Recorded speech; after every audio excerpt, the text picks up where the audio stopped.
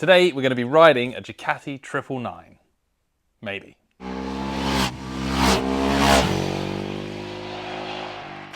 only joking. That was, in fact, the bike specialist DUCATI 999R, not our project bike written off 999s. This one's going to be a little bit longer in the making, but we are going to make some big steps today. We're going to trial fit the Chinese import replica bodywork that we bought. I haven't had time to open the box yet, so I'm hoping that it's not for a 10th scale model of a DUCATI and that it's the right stuff for the bike. But we're going to get that out, give it a trial fit, and at least make it look like a proper motorcycle again today. There's a few more under the skin bits to tart up. We've got the nice Hel brake lines, Hel brake calipers, Hel brake master cylinders, and of course the Hel clutch master cylinder as well. So we've got some exciting bits to fit. Sort of move this bike along because yeah, it's taken too long. So I'm going to stop talking. We're going to get into a nice little build montage and get this thing put back together.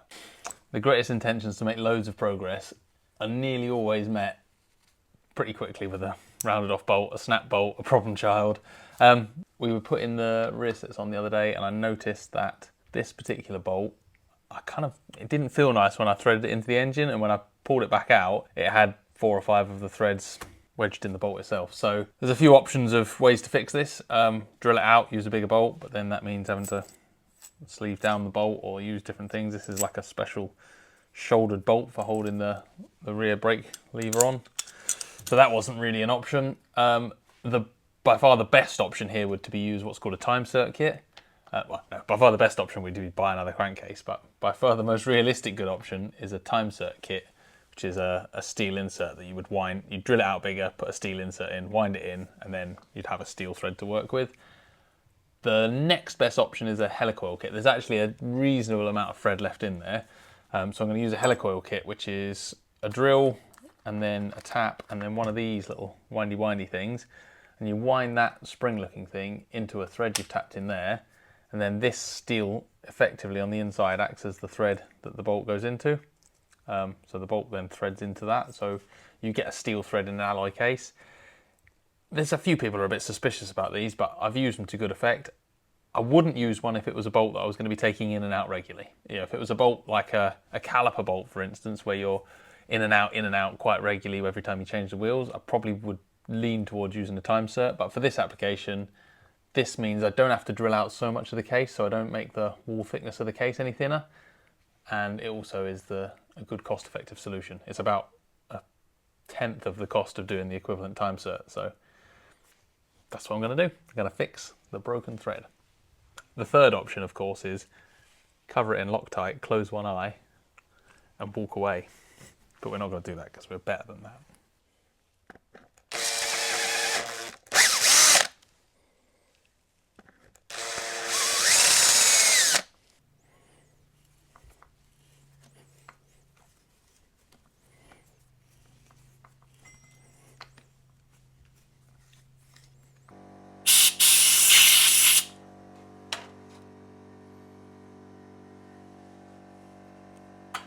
We've drilled out the original hole. We've tapped a larger diameter thread into it. In this case, 10 by 1.5 into that hole. And then I'm gonna screw that little insert in, which is our steel threaded insert. That goes back into there. Then you use that to put it in. You then use that one to break off that pin in the bottom. A pin on the bottom. So you break that off and then you're just left with a thread in that you can screw your normal bolt into. So I'm just winding the insert into the engine now. That is in. Punch the bottom of it out. Done. Ready for our new bolt and washer. See what I am going to do, I am going to clean all the bits of old aluminium off that thread first though. But then that will thread into there. We'll have a nice strong joint that our brake pedal can mount to. Next job is to change the wonky handlebar, which requires either sliding the fork down and out or taking the top yoke off. I'm going to take the top yoke off. To do the top yoke you need a special peg spanner. Just kind of got those pins on it because it's a strange shaped thing. There's always a way around it. There's always a way to make your own tool or find a walk around, but also sometimes, not every time, sometimes it's nice to buy the proper tool. I have misunderstood. There are many Ducati technicians shouting at their screens right now. What I thought was a nut on the top yoke that then tightened the head bearings is actually a sleeve through the top yoke, and it's threaded underneath. It's like a nut from underneath. So the top yoke comes off if you undo the pinch bolt over the top of that, and that can stay in the bike, which is a thing I've just learned. I was today years old when I learned that.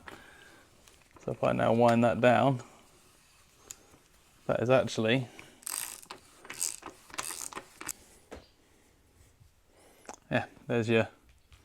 that's what tightens your head bearings up, and then that slots over the top of it all. The more I work on this bike, the more I'm convinced that it is a bike that's built to be worked on. Everything about it is just, yeah, done in a way that's nicer to fiddle with, nicer to adjust the suspension, nicer to move things, adjust things. Yeah, it's something that's disappearing out of more modern bikes. They're becoming harder to work on. They're becoming more complex and a little bit more designed around being assembled on a production line, and a little bit less designed around someone with grubby hands and spanners. But this thing definitely is nice to work on, which I didn't expect. It's kind of making me like it a little bit more.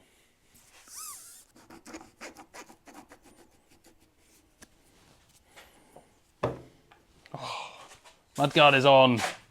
It's becoming a motorbike once more.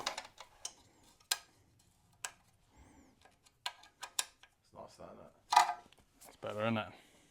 So chain and sprockets was another thing on the list to change. It actually had a 14 tooth front sprocket, which is one less than standard, which probably makes it better for the road, but I'm just going to stick it back on standard gearing for now and put it back to stock, and we can fiddle with it later.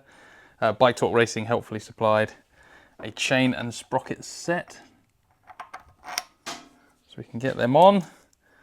I'm going to keep the rear sprocket because it's not actually too worn, and it's a pretty rental one, so I'm going to stick with that because I'm a tart. I'll give it a little clean up. Alloy rear sprockets on road bikes are fine if you don't do loads of miles. If we were going to do tons of miles on it, I would just put a steel one on because they don't last very long, especially with a big old V-twin bashing away at it. But yeah, chain and sprockets. Then the wheel is attached to the engine. Another step closer to riding it. Right, thankfully, Chris from the past is Chris Current's friend, because I did remember to take photos of where all these wires go, so I can hopefully get them back in the right place. It's always a big moment in any bike project when you finally put the throttle back on, because you can say hello to him.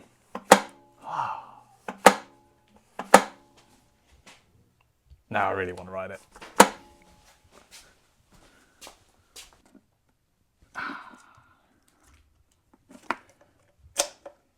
Ta-da! I managed to repair the pin on the bottom of the instruments. I also removed all the wiring for the aftermarket gear position lamp, or gear position indicator. It's weird because, yeah, when all that stuff came out, I loved it. I thought it was great, and I thought being able to put this cool aftermarket tech on your bike, because the bikes didn't have it, was awesome. Now, I'm like, well, I want to ride a bike from 20 years ago because I want it to feel like a bike from 20 years ago. So I'm not so excited. We've got gear position indicators become very normal. They're on loads of bikes, so it doesn't seem like an exciting thing to have anymore. And I prefer keeping it clean, and on top of all that, old aftermarket bits, if they're fitted well, it's not a problem, but if they're fitted badly, it causes extra bits of corrosion in wire. It can cause electrical problems later on. So yeah, I'm going to get rid of all of them, and then if I feel the need for more, I will add some in.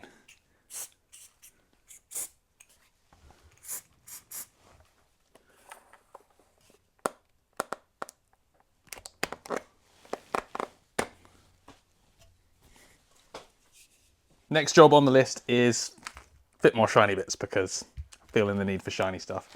Hel Performance has come on as a sponsor of Bike World and of the Write Off Rebuilds projects, which is awesome because Hel have been a sponsor of mine on and off for the last 15, 20 years, for a while now. They used to help me when I raced at BSB. They helped me when I was doing club racing stuff. They helped me when I worked for Superbike magazine. So I'm buzzing to be working with these guys again. They used to just do brake lines. That was their thing. Really nice brake lines. They had a big Hel Performance truck that went to all the British Superbike rounds and made special brake hoses for anyone that wanted them.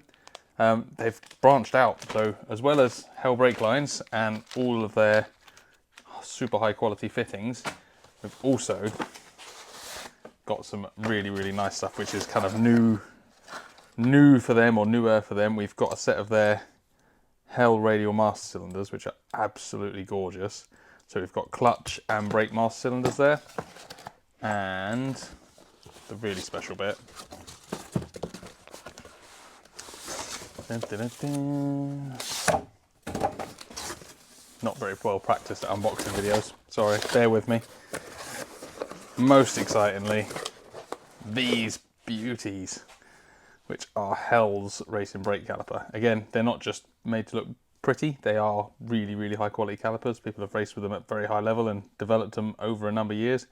Manufactured by Hel Performance in the UK, which it's nice to support a British company, nice to support stuff that's made here. There's lots of nice little details on these with the adjustable initial reach, as well as folding levers and silly little stuff like a hinged clamp. So it's a 1-bolt clamp, but you can still get it on and off the bar without having to strip everything else out.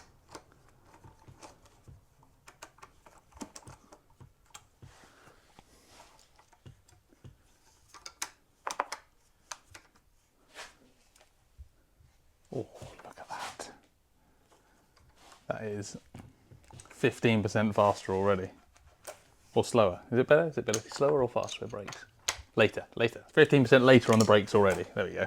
So, just nipping them up. Look at those.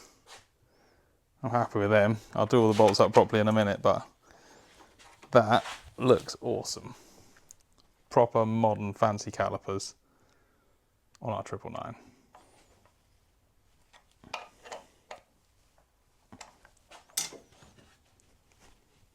Now, eBay helped us out with this build, and we use their verified parts scheme, which basically means if you put in your bike details right, buy a part that says it fits that bike that's in the scheme, it's a guaranteed fitment. So if it doesn't fit, you get free refund, free returns, and all that sort of jazz, which is cool. So we kind of went one step further and we rolled the dice a little bit. I've seen a few of these cheap Chinese-made body kits. The price they are painted and delivered is so hard to turn down. I've been dying to find a reason to try one for a long time. The one thing I'm most concerned about is colour match to the fuel tank, because the fuel tank is going to be the original fuel tank. So I'm hoping this red matches that red. But yeah, this is lit. These have been sat in the corner of my garage for a while now, and I've not been brave enough to open the box. So look at that, a box of fixings. Already looking good. Followed by heat shield for the inside of the fairing panels. Success.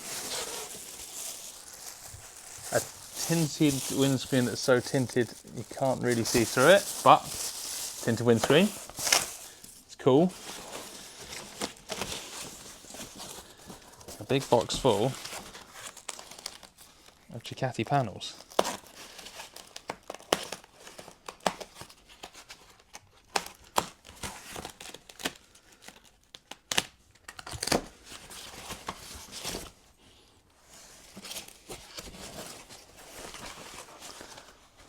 I mean, that is pretty amazing looking. Considering you can get a whole body kit for kind of the price of one body panel from the original manufacturer. That's not picking on DUCATI, that's just how it is. That does look pretty good. I like that. I'm going to get the tank down and see if we've got a half decent colour match. We are not in a stage where we're ready to actually have the tank back on, but we all want to know what this looks like, because it's been too long since I last saw this DUCATI vaguely looking like a motorcycle. So I'm excited. I also need to clean that fuel tank. There we go. this is also our test fit of this subframe, because we had a bit of fun and games getting a subframe. If you remember, the subframe was damaged quite badly. We bought most stuff off eBay. We couldn't find a subframe on eBay. Well, we found some really expensive, like, race spec ones, but we couldn't find any stock ones. So then I found someone who was selling a subframe on like another marketplacey type thing, and sent them some money, and they didn't send me a subframe, and then pretended to be out when we tried to go and pick it up, which was sad. And we spent ages trying to get our money back. So we eventually found this subframe, which is like a custom. Again, it's not an original one. It's like a custom alloy one, but it looks really cool. I think we're going to keep it raw as well. I like the clear finish on the paint. So that little subframe debacle did kind of remind us that going the eBay route, you are better protected. There's a lot of places you can buy second-hand motorbike bits these days, but there's a lot of people out there trying to scam you, and at least with eBay, generally that stuff's pretty safe. There's a good structure in place to get you your money back if things go wrong. So there we are. People could just not be nicks. That'd be better. Can people do that, please? If you squint, you can sort of pretend it's rideable. Big progress today. I'm really pleased to get a bunch of this stuff fitted to this bike. There's a long way still to go, lots of nibbly jobs, but yeah, it was nice to get some big chunks done, get the front subframe, get the clocks back on so I can look at the front of the bike. Putting the tank and seat unit on was a good little test. We're pretty impressed. There is a colour difference, but I think we're going to use some R&G tank pads and stuff to break up the lines so it's not so obvious. Getting the Hel bits and pieces, the master cylinders, the calipers, that was very exciting. I've pulled the calipers off to just get them padded up, everything greased up, ready to go, and then I'm going to get them back on, put the lines on, bleed the brakes, bleed the clutch, plug everything in, cross my fingers and hope it works. So next episode we're going to fire the engine up. There you go, I've said it now. Next episode we will make this engine run. I've got some work to do.